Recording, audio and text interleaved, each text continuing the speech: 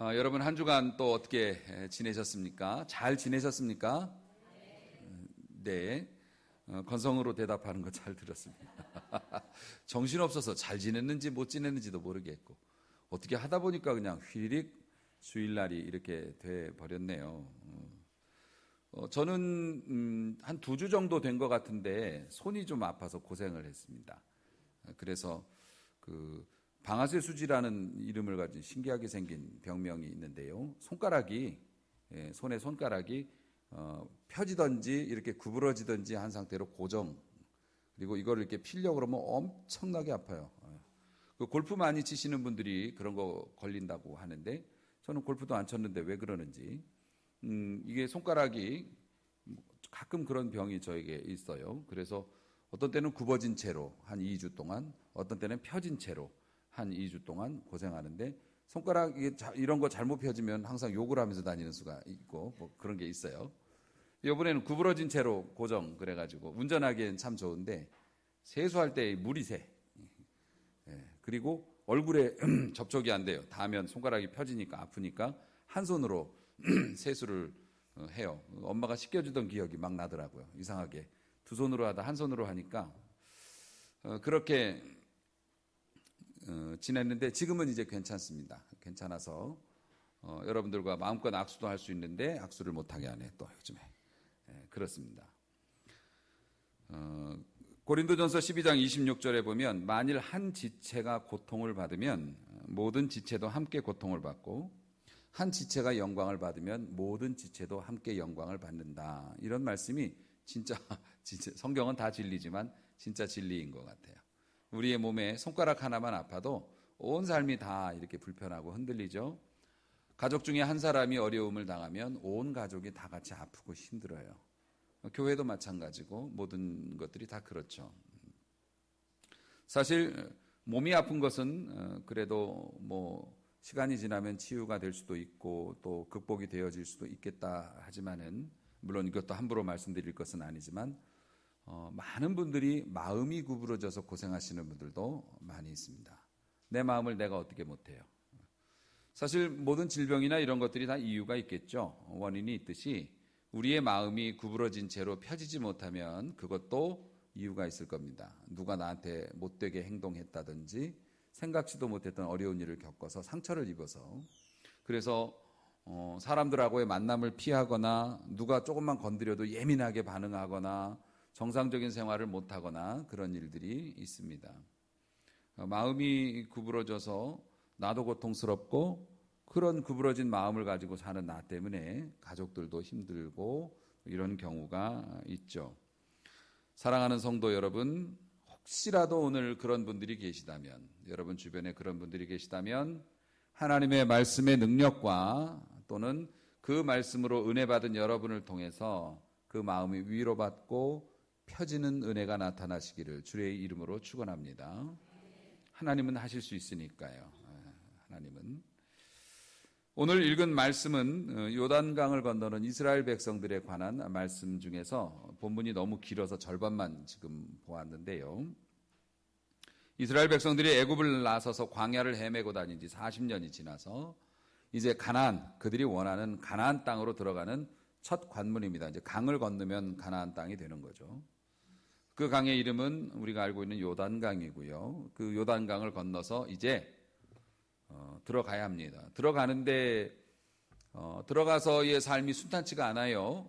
왜냐하면은 그 땅을 차지하러 왔다고는 하는데 사실 430년, 450년, 거의 490년이 지났네요. 광야 생활 40년까지 하면 그렇게 되니 거의 500년 전에 우리가 살았던 집이니까 내놓으라고 그러면 주겠습니까? 절대로 안 주죠. 나라 땅도 20년만 말뚝박고 살면은 나라에서 불화를 해주잖아요. 그런데 500년을 살아온 터전을 이 사람들이 뺏길 리가 없으니까 이런 전쟁을 막 그 초미에 막 신경이 곤두서 있고 이스라엘 백성도 힘겨운 상황이고 모두 다 힘겨운 상황이에요. 심란한 마음으로 거기를 들어가야 되는데 교량으로 들어가는 게 아니라 강을 건너서 들어가야 되는 상황이에요. 전략적으로. 인천 상륙 작전하고 똑같습니다. 그 가나안 땅을 이렇게 놓고 보면요. 허리 부분에서 들어간 거예요. 허리 부분에서 들어가는데 그런데 그 강을 어떻게 건너냐면 보통 요단강이 그렇게 큰 강이 아니어서 이스라엘 사람들 정도의 숫자와 그 정도의 능력이면 다리를 건설해도 문제가 없어요. 한강처럼 그렇게 넓은 강은 아니에요. 물론 작은 강도 아니죠. 지도에 나오는 강들은 작은 강이 아니죠. 그런데 하나님께서는 희한한 방법으로 건너게 하십니다. 어떻게 하냐면 물을 쪼개서 그 강을 말려버려요. 그것도 홍수 때. 우기라고 생각하시면 돼요. 모맥을 매는 시기라고 그래서 농사철이 되면은 비가 많이 올 때여가지고서 강이 항상 넘실넘실한다는 말입니다. 그 강을 물을 못 내려오게 하는데 댐을 쌓아서 못 내려오는 게 아니라 그냥 얍 해서 마법과 같은 어떤 그런 역사로, 기적의 역사로 물을 못 내려오게 하고 강을 건너는 그런 일을 벌이십니다. 시간이 없어서 그런 건 아니죠. 40년도 기다렸는데 뭐. 하나님은 왜 그런 일을 하셨을까? 시간상 바로 여러분들과 실갱이 하지 않고 바로 설명을 드리자면 오늘 본문에서 나온 게 두 가지가 있어요. 하나는 뭐냐면은 7절 말씀에 보면 내가 오늘부터 시작해서 너를 온 이스라엘의 목전에서 크게 하겠다. 내가 모세하고 함께 했던 것처럼 너하고도 내가 함께 한다는 걸 사람들에게 보여주기 위해서. 그래서 하나님께서는 여호수아라고 하는 새로운 지도자를 주시고 지금 여호수아의 지도 하에 백성들이 처음으로 가는 이제 미션이란 말입니다. 그러니까 네가 귀한 일을 맡았으니까 그런 귀한 일을 감당할 수 있는 능력이 있다는 걸 내가 보여주겠어. 백성들에게. 그래서 다리로 안 건너는 거야. 돌아서 건너지 않는 거야. 그래서 물을 말려서 신기한 방법. 애굽에서 나올 때도 있었죠. 홍해가 갈라진 거. 그것처럼 오늘 또 이런 역사를 일으켜서 너로 하여금 내가 너를 쓰고 있다라는 사실을 다른 사람에게 알게 해주겠어. 이런 축복을 여러분도 받을 수 있습니까? 없습니까? 아멘 말고요. 있습니까? 없습니까? 당연히 있죠. 받으시기를 축원합니다. 아멘. 왜냐하면 하나님께서 우리를 사용해서 하시고 싶어 하시는 일들이 되게 많으세요. 우리는 이제 뭐 우리 주변 뭐 먹고 사느라고 정신 없어서 휙휙 지나가지만 하나님께서는 다 계획이 있으시다고. 정말로. 계획이 있으셔서 여러분을 통해서 신기한 일도 하고 싶어 하시고, 아멘. 여러분을 통해서 불가능한 일도 이루어지는 것을 보여주고 싶어 하시고, 여러분을 통해서요. 저는 가정주부인데, 아니요. 여러분을 통해서. 그래서 하나님께서 여러분이 하나님의 사람이고 하나님과 함께 한다는 걸 세상 사람들한테 보여주고 싶어 하시는 거예요. 자, 어쨌든 그런 목적이 하나가 있고 또 하나가 뭐냐면은 10절 말씀에 이제 그런 내용이 나오는데 여기에 보면 살아계신 하나님이 너희 가운데 계시사 가나안 족속, 헷 족속, 히위, 브리스, 기르가스 뭐 이렇게 나오는데 그냥 조폭이라고 보시면 됩니다. 가나안 땅에 살던 사람들이 상당히 호전적이었다 그래요. 문화도 발달했고. 그래서 사실 이 사람들이 빅뉴스였죠. 이스라엘 백성의 움직이는 이 동선이. 왜냐하면은 소문이 날 거 아닙니까? 애굽하고 이 가나안 땅하고는 바로 걸어서 가면 2주밖에 안 걸리는 아주 가까운 땅이고 광야가 가운데 있기는 합니다만은 2주면은 사람들이 걸어가서 서로 소식을 전하고 주고받을 곳이니까 또 애굽에서 교역이 얼마나 많았겠어요. 상인들이 왔다 갔다 하고. 그런데 그 중간지대에서 200만 가까운 사람들이 나와가지고서 단체로 모여가지고서 바글바글 하면서 이리 갔다 저리 갔다 막 자기들끼리 하면서 뭘 준비하냐면 나올 때부터 알았어요. 가나안으로 올 거라는 거. 저것들이 우리 땅에 와갖고 우리를 쫓아낼 거라고 하는 거를 알았으니까 40년을 준비했을 거 아닙니까? 이 사람들도. 저것들이 움직였단다. 어디로 움직였대? 막 이러고 살았을 테니까. 이 사람들이 전쟁 준비도 했을 거고요. 500년 살던 우리 땅을 빼앗길 수 없다. 근데 왜 우리 땅이라고 이스라엘은 그러는 거죠? 하나님께서 주신 땅이래요. 그게 안 믿는 사람들 입장에서 보면 내가 그래서 교회를 안 다닌다? 그렇게 얘기할 수도 있지만 하나님께서 아브라함에게 주신 땅이에요. 아브라함과 이삭과 그 자손에게 주신 땅인데 이 사람들이 애굽으로 가가지고서 400년 이상 사는 바람에 이 땅이 이제 다른 사람들이 들어와서 이제 터잡고 살았던 거죠.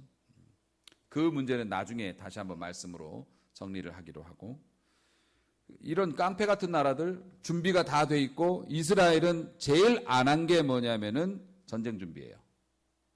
이스라엘 하나님께서는 너희들이 너희의 힘으로 구원을 얻었다 할까 내가 그게 무섭다.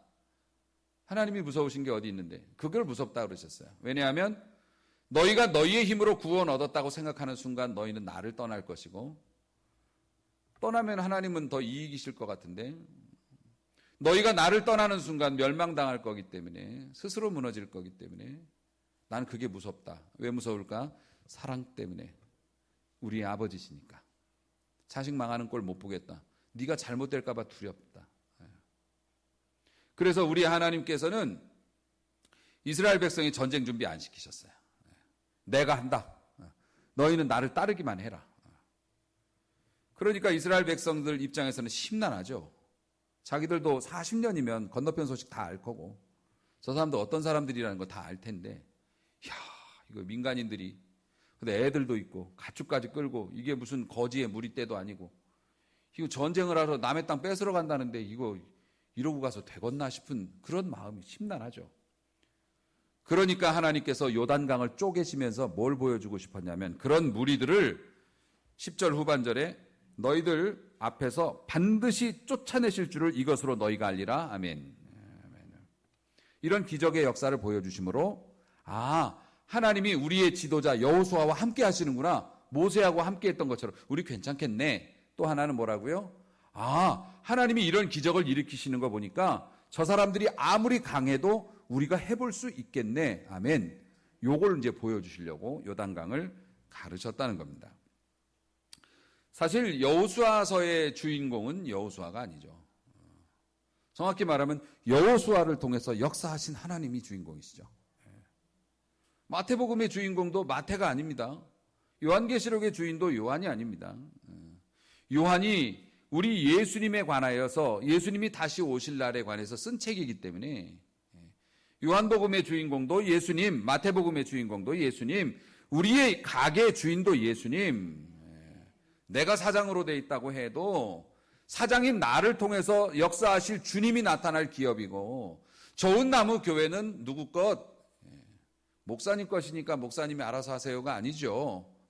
예수님이 역사하시는 하나님이 함께 하시는 하나님께서 이것을 통해서 많은 사람들을 좋은 나무로 만들어서 결실하게 만드시고자 그런 이름을 주고 쓰시는 하나님의 집. 아멘.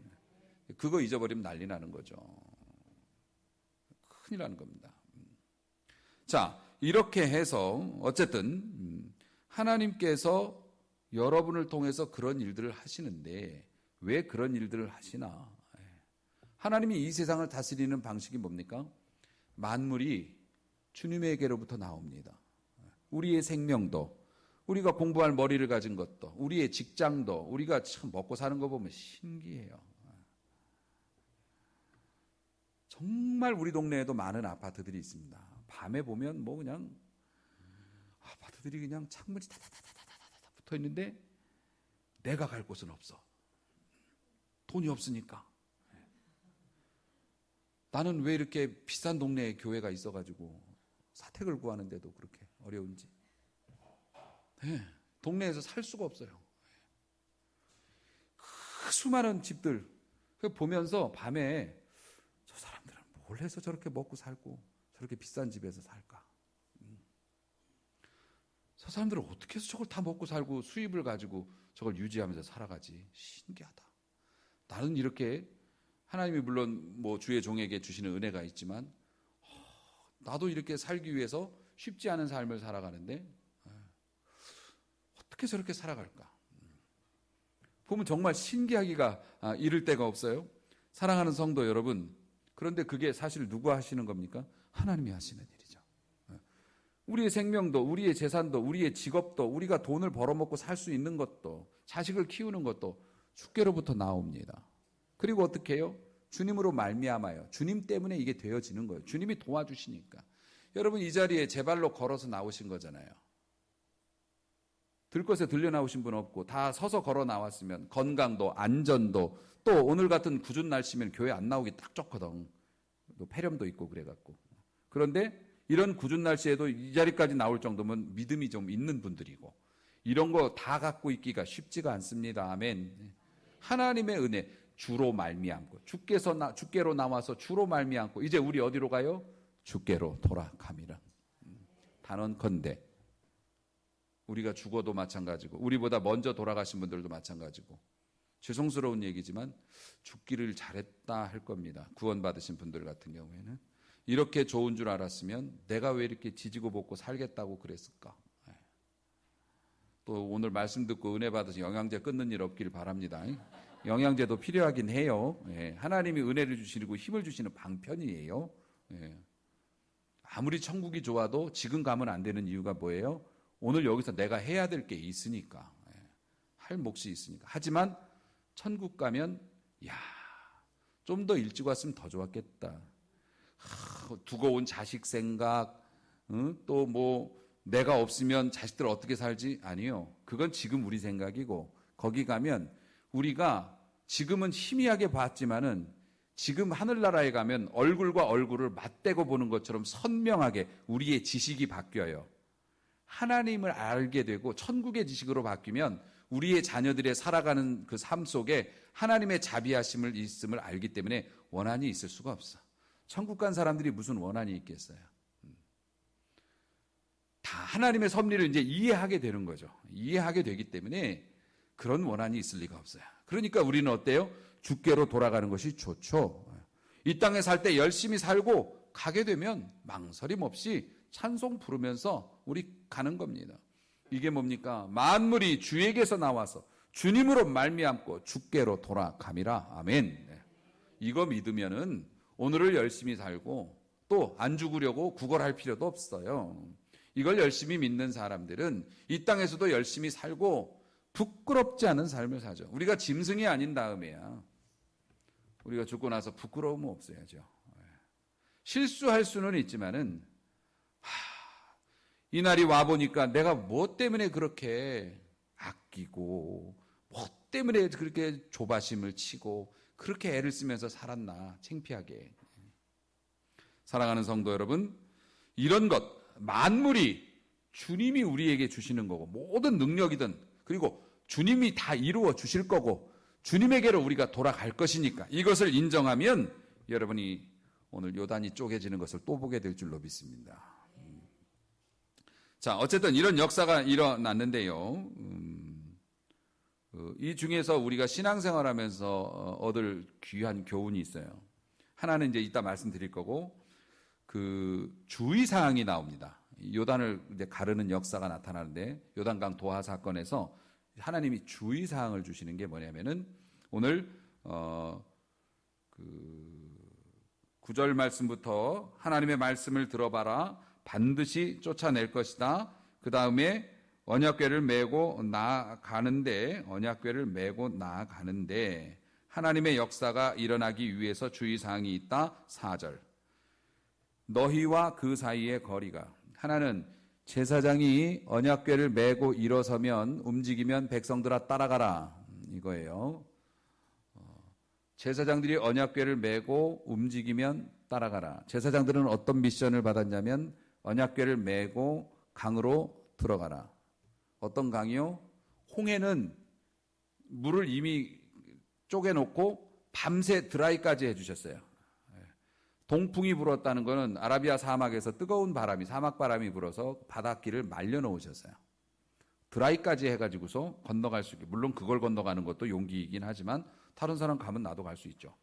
그런데 요단강은 좀 어려워졌어요. 40년간 신앙 수업 했으니까 물이 갈라지지도 않았는데 그냥 물속으로 들어가는 거예요. 누가? 제사장이 먼저.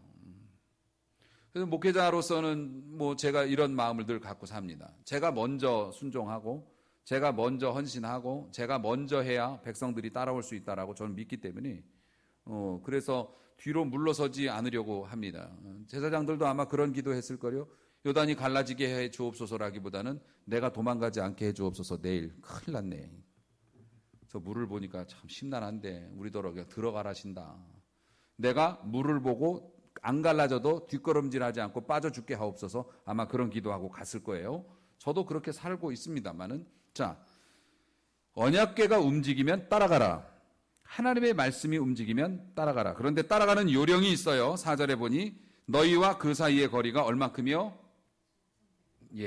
2000규빗. 한 규빗은 한 50cm 정도. 성인의 손가락 끝에서 팔꿈치까지 50cm. 2000규빗이면은 거리가 어떻게 되는 겁니까?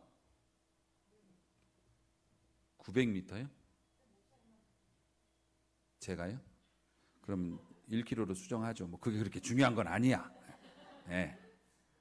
안 보이는 거리는 아니고 어느 45cm로 계산했나 내가.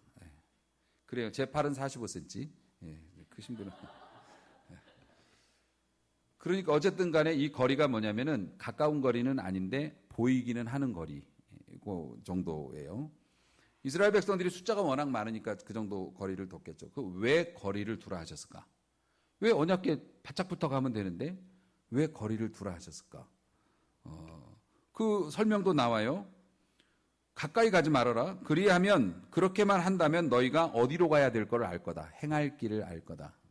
행할 길을 알 거다. 또 하나 너희가 이전에 이 길을 지나보지 못했기 때문에 너희들이 꼭 어디로 가야 할지를 알고 가야 되는데 언약궤하고 거리를 둬라.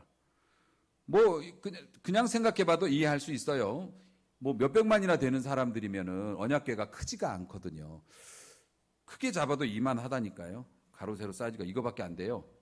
그리고 높이가 한 요 정도 되고. 그리고 되게 작은 거죠. 우리 생각보다 굉장히 작아요. 그런 언약궤를 메고 이게 가면 여러 사람들이 막 밀고 둘러싸고 이러면은 길 잃어버린 사람이 있을 것 같기도 해요. 어쨌든 그런 것도 있지만 중요한 건 뭐냐면은 언약궤는 하나님의 상징인데 하나님과 거리를 둬라. 하나님과 거리를 둬야 너희가 길을 잃지 않는다. 이런 뜻으로 해석할 수 있어요. 하나님을 가까이 하라. 그리하면 너희를 가까이 하시리라. 우리는 그렇게 듣고 배웠는데 왜 하나님하고 거리를 두라 하나? 이것은 경외의 문제입니다. 경외. 하나님을 존중하고 두려워하라라는 뜻이에요. 무서운 건 가까이 못 가잖아요. 무서우면 가까이 못 가요. 하나님은 너무 거룩하시기 때문에 이스라엘 백성들 일정 거리 안으로 들어오지 마라.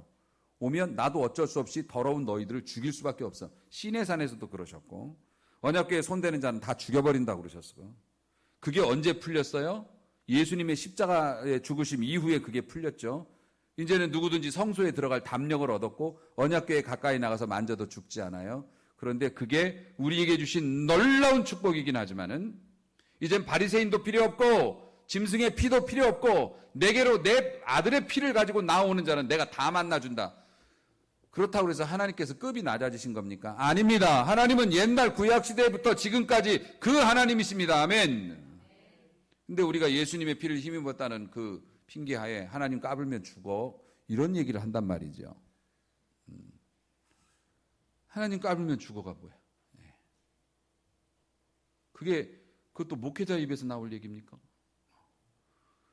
그분이 그렇게 표현을 했는데 그게 상징적인 거예요. 우리가 그런 말을 한다는 겁니다. 우리가 하나님 알기를 램프의 요정 진이 정도로 알고 요즘에 진이라고 말도 못해 테레비가 말 대답해 싸가지고 램프의 요정 진이 정도로 생각을 해서 하나님 수염 붙잡고 머리 위에 올라가서 하나님 까불면 죽어 이런단 말이에요. 우리가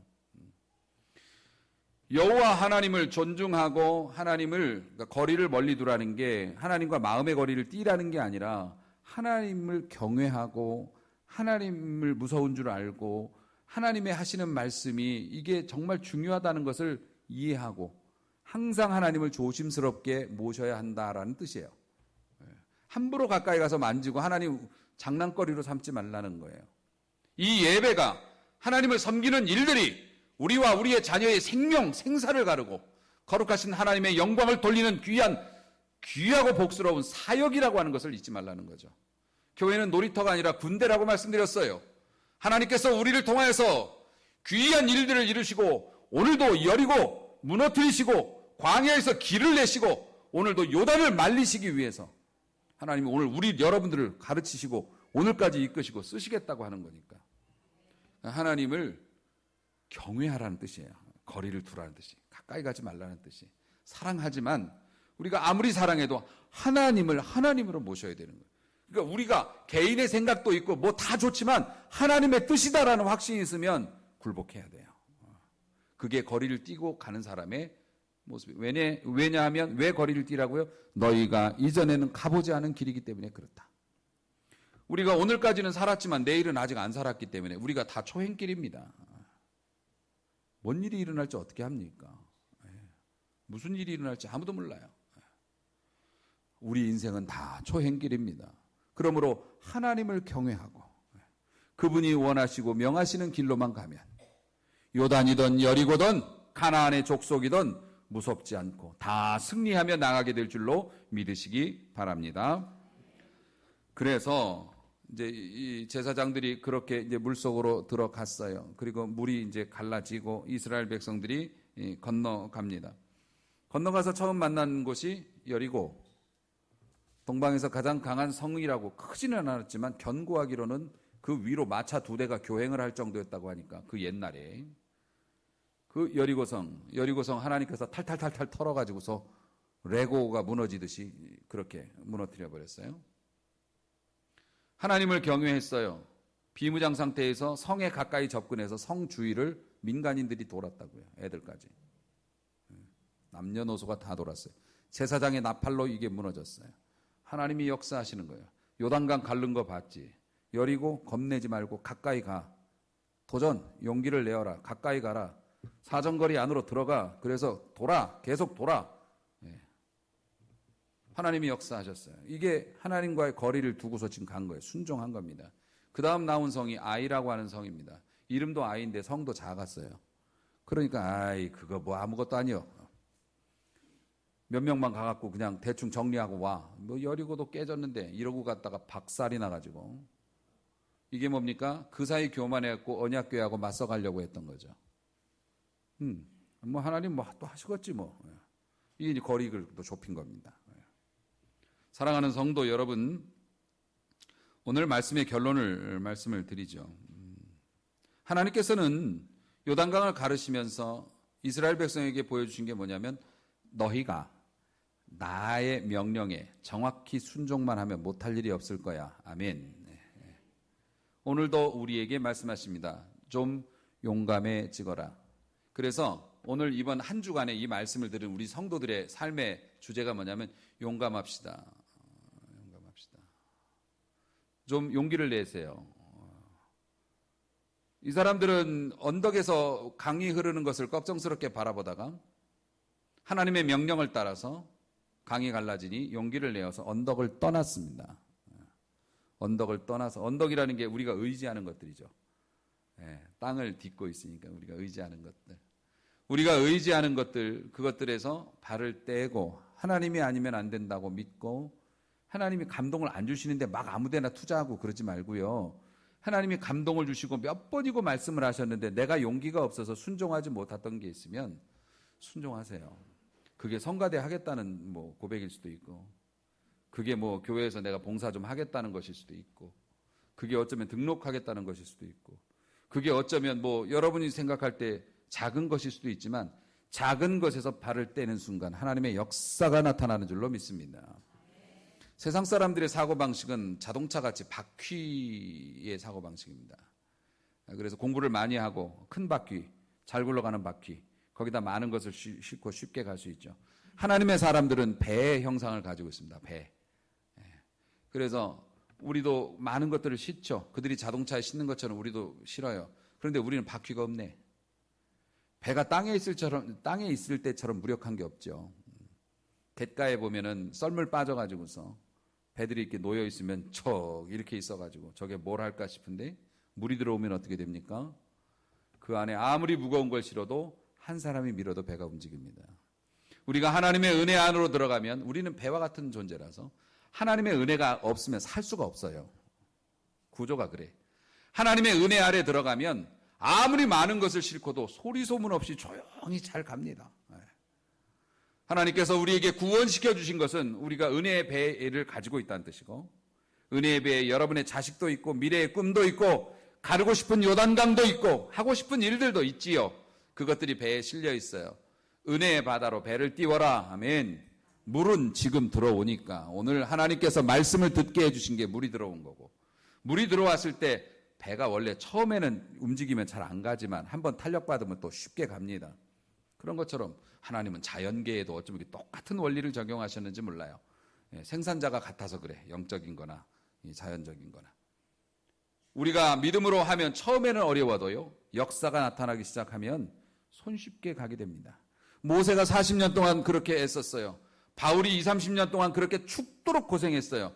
정말 죽도록 고생했을까? 아니요. 그 속에서도 하나님이 역사하시는 것들을 맛보고 다 꿀 먹고 한 거예요. 그런 은혜와 그런 하나님의 살아계심을 느끼면서 받는 에너지, 그게 없이 어떻게 그런 일을 합니까? 하나님의 뜻대로 살아가는 게 힘들고 손해보는 것 같지만 우리가 언덕을 떠나서 우리에게 허락하신 구원의 배 위에 믿음으로 우리의 귀한 것들을 싣고 이렇게 하나님의 은혜가 들어왔을 때 영차하고 출발하면 하나님의 역사가 나타나기 시작하는 줄로 믿으시기 바랍니다. 자, 여기까지는 이제 다 인정하고 마지막으로 단 하나, 목사님, 하나님이 저한테 신기한 일 한 가지 보여주시면 저 죽을 때까지 충성할 수 있어요. 그런 말씀하시는 분들도 있어요. 그것도 진지한 신앙생활을 원하시는 분들. 하나님이 저에게 기적을 베풀어 주셔서 이 일만 해결해 주시면 저 죽을 때까지 진짜 죽도록 충성할 거예요.